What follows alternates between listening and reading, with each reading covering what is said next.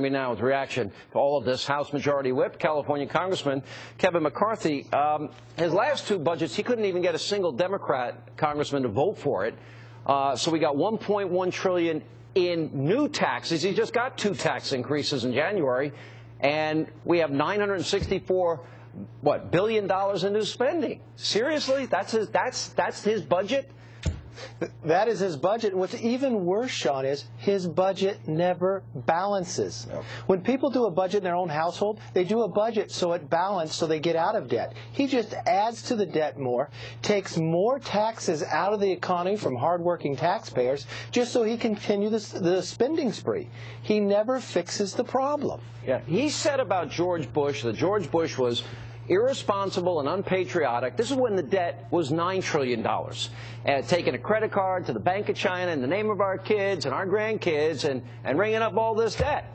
Now we got $16 trillion, over $6 trillion more of new Obama debt, and now he's going to add $8.2 trillion by his own estimate. I mean, where does he think this is going to end? Well, this is the real difference between the president's budget and the House Republicans. The House Republicans' budget will balance in 10 years, so we'll stop borrowing. At the end of 10 years, just the debt of what we're going to pay every year will be more than $700 billion. That's what you're going to be paying. And that's absurd. How can you ever solve a problem? How can you invest in the future? How can you have an economy that will grow? He grows government by more than 5%. Right. We got to deal with another issue here. And you know what? Somebody's got to say it. I guess I will.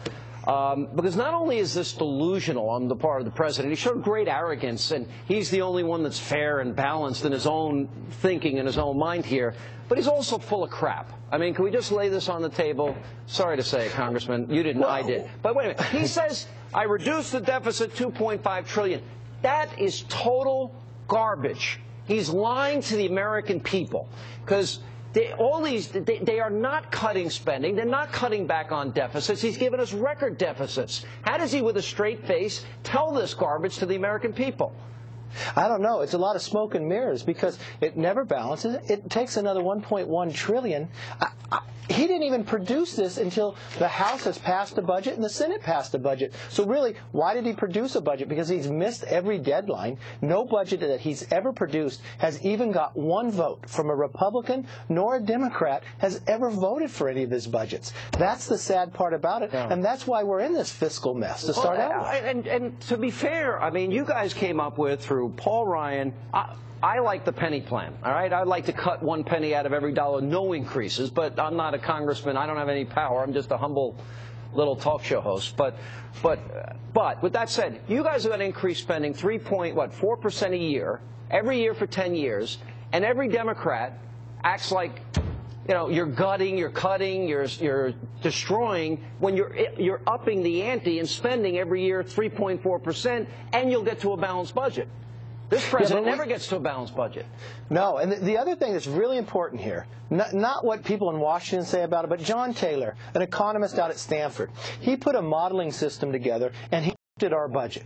You know what he found? The Republican budget would even grow the economy faster, would add another percentage of growth in the next year, and that's what's really important to America. Let's put people back to work. Let's get them working and off the ability that they have to need government assistance, but more importantly, being able to buy those homes, pay for the kids' college, invest in the future. Yeah, and what did you think? So there's the president.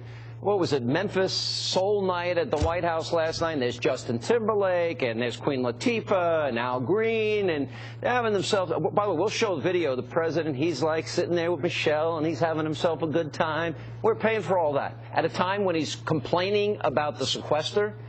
At a time when he's complaining about cuts and furloughs, he's having the time of his life.